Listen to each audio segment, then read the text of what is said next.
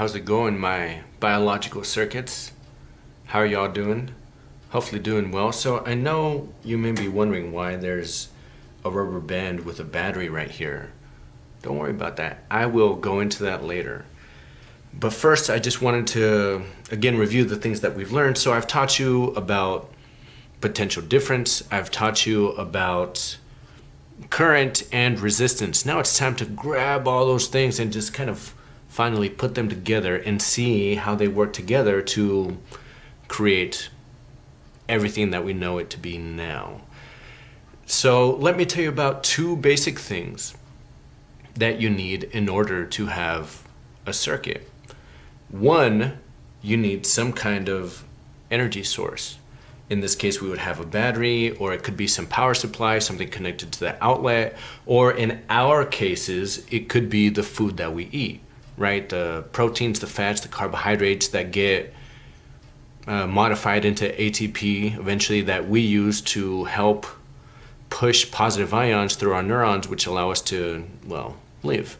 So all of these things. So you need some energy source to be able to push, okay, this charge from the low energy state that it's at, which we all want to be, where it wants to be, push it against where it wants to be all the way to a high energy state in order to fall down naturally again. Because that's kind of how we are, right? Even us as humans, naturally, don't you kind of just want to, be in bed or whatever, just kind of chill. It takes some energy to get up. And then eventually we will have to fall down to our, where we want to, be, which is laying down and resting at the end of the day. It is something similar to that. Also, another good analogy is thinking of a water park where the water wants to be right there in the bottom. The gravity wants to pull it down and the water just wants to chill in that energy states right there in the low part where it's having a good time. However, then we use a water pump to drag that water that's chilling, and we drag it and we push it all the way to the top where it will naturally just fall. And because again, it wants to be in that low energy state. So we will talk about circuits, and of course, when it comes to circuits, we're talking about these electrons. These valence electrons that are in these types of materials, most likely copper is what we will normally use in most situations. It could be gold, it could be silver, or it could be some conductive material. So let me go back to the basic. It should be some power source, and two, there should be some closed loop, some connection. Now, literally, this rubber band will not actually produce a current. Rubber is not a good conductor at all. It is actually an insulator, so that won't literally do it, but we will represent that. Hopefully, you can see that. But you need an energy source and something connecting the high potential to the low potential. Those are the basic things for a circuit. Anything else beyond that is just complications, like emotions. So that is the baseline. Let me tell you about some other things. So again, I'll get back to drawing this later, but let me show you some of the things that I want you to know. Now, if I talk about a single cell or one battery or some power supply, I will draw it like this.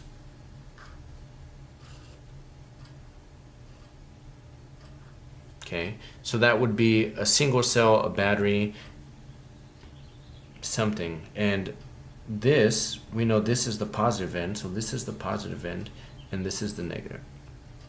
So this would represent here, and this side would represent here. Something else, if I had multiple batteries stacked up, if I had it like this.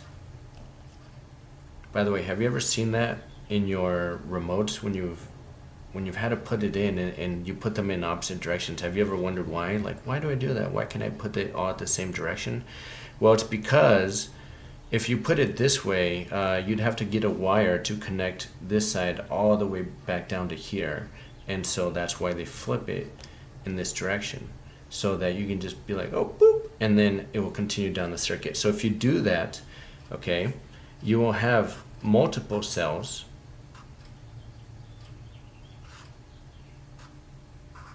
and then it goes forward. So it would look something like that. Multiple cells, multiple, a battery, most of them connected. That's what it would look like. And of course, you would have the plus here and then the negative there. Now, representing this rubber band or the connection, right, the conductor, there are such a thing as superconductors. We won't get into that really, but just a conducting wire, just a little line. Okay, so the wire, that is what this would represent. Now for a resistor, I will have this represent a resistor. Oh no. Now for a resistor, I will have this represent that. Okay, so this will be my resistor, and it will look a little something like this.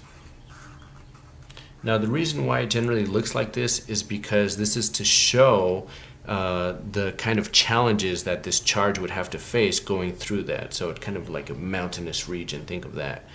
Now I will also have something called a switch. So I can have like a dot here. This would be an open switch. A closed switch would just look like that. You could leave it like that, or sometimes I put a couple of dots right there. Now this is an open switch and this is a closed one. Let me write these down. Some power supply.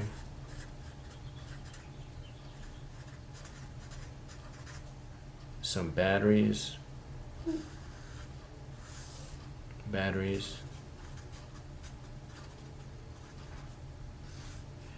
Wire or conductor.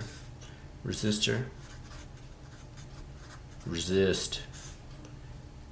This is my switch. Closed. And this is open. Now these are the main things. I could possibly have a light bulb, and if I do have a light bulb, I would most likely refer to it as a resistor in my schematic, or I would have something like an original like this, which either one. I'll accept either one. If you do either one, I don't mind. Light bulb. So let us get into being able to draw them. So if I had just one battery and one resistor, remember we think of this in a conventional current type of way. So a conventional current means we're not actually thinking of an electron, we're thinking of a positive charge moving from one direction to another. So if this is positive and this is negative, the positive charge will start here from the high potential and move naturally towards that direction. So let me draw this for you. Here, let me use a different color. So this is my positive side, and this would be my negative, the small one. So this will go up. I usually like to draw squares, and then right here, so I will start here from the positive end, and I'll move in this direction. Okay, so the current is flowing in that direction. Then I come up across my resistor. So there's some challenge right here. Boom. And then after that, it's smooth sailing. So then I can just draw my wire. And ideally, there's no resistance in my wire. Of course, there always is, but ideally there's not. So now I can have something like this and convert it into a schematic. So this would be the real life example, and then I just created my schematic. So let's just say I give you something else. Something with two batteries hooked up. I know I live right next to an airport if you haven't noticed. And then I put 3 resistors here. If they fall, they fall. Oh, that one's falling. You know what? Let me just do that then. Okay, so let's draw this.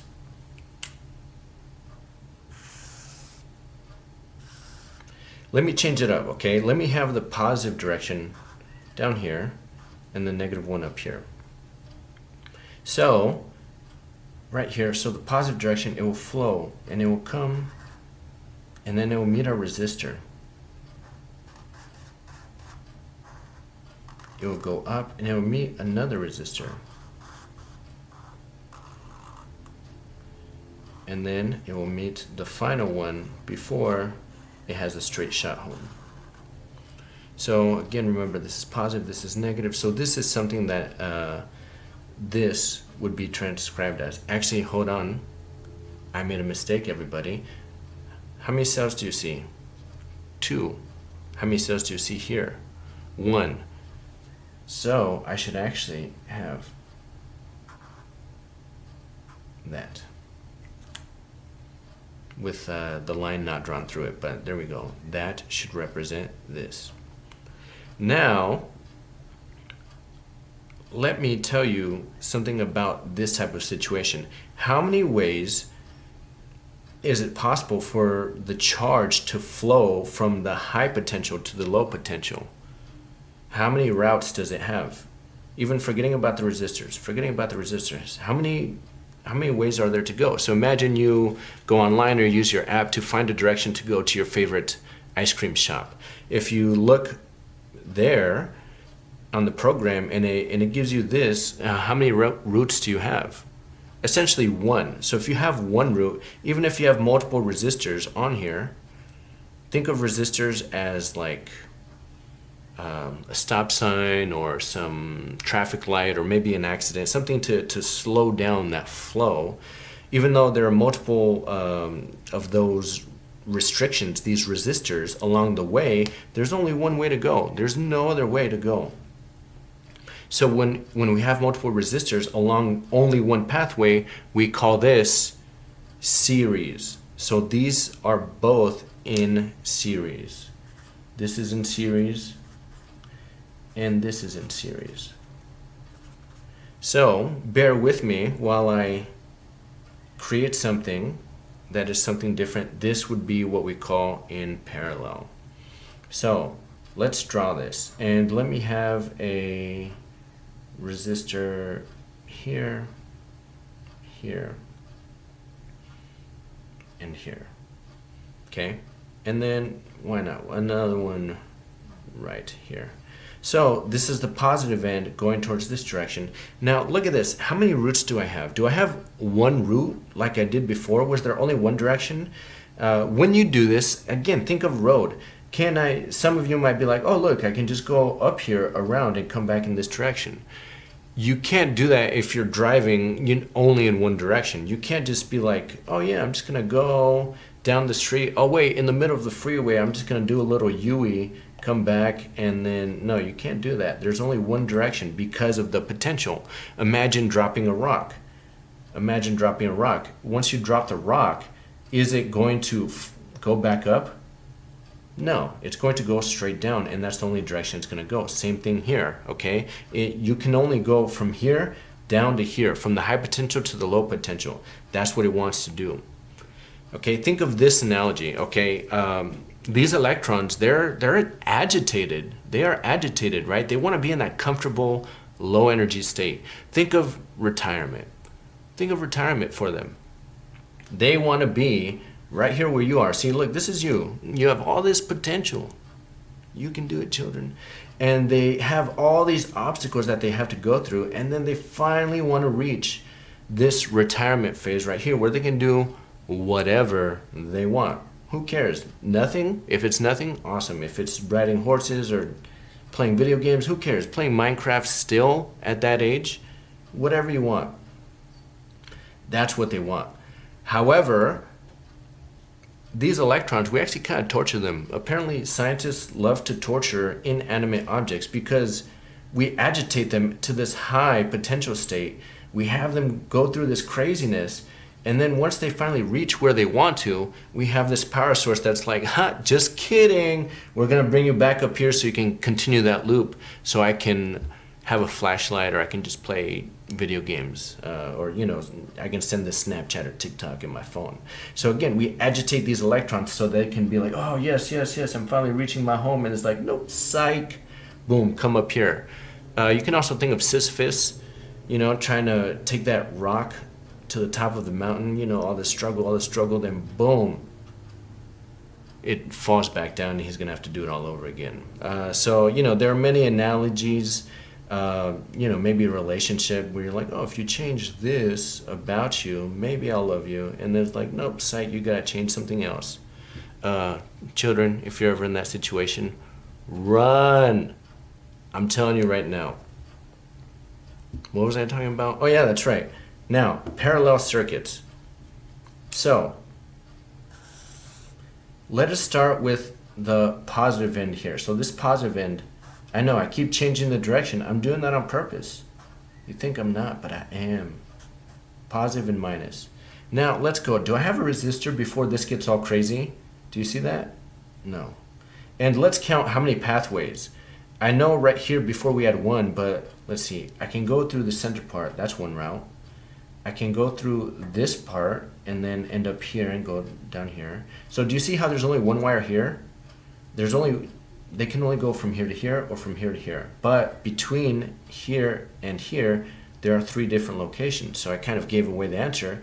I can go this route, I can go the center route, or I can go the top route. There are 3 different directions which I can choose.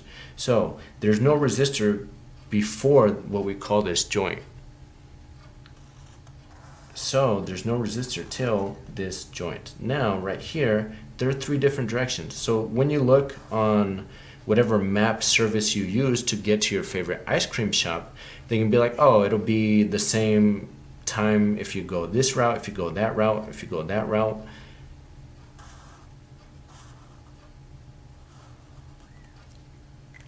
And then I'm just gonna draw my resistors.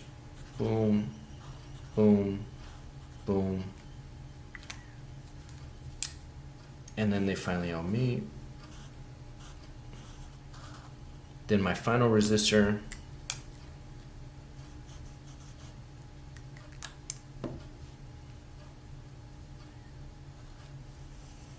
Back to where it wants to be in the low potential. But then, you know, we of course torture it and then bring it back. So these are my 4 resistors, and that's the route that it takes. Now, think of it this way. When I give you the example of you driving, or, you know, you in the car, you're going to choose the easiest route, the one that gets you there the fastest, right? Most of you would do that. Now, but what if you were followed by a car behind you? What if you're going in 2 cars? How about 3 cars? How about 10 to the 21 cars? Are you all going to choose the exact same route? Are you all going to be like, oh, if this resistor is smaller than this one, I'm going to want to go through this route? You would do that, but how about the, you know, millions of cars behind you? Would they follow the same route? No, they wouldn't. They would split up, be like, all right, if everyone's taking this route, then I'm going to go that one. If everyone's taking these 2, then I'm going to go this one. So that flow of cars, that flow of charge will be evenly spread out amongst the different directions, so they can all meet up here and then bottleneck and then come back in this direction. Do you kind of get that? So there are multiple options, especially when you have so many electrons back to back to back to back to back. They're all kind of pushing each other and then flowing in an even manner. And I'll describe what that means later. So hopefully you understand the distinction. These 2, since there's only one direction to go, these are in series, this is in series, and this right here is in parallel.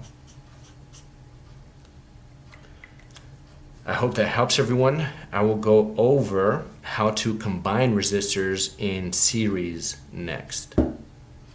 Good job.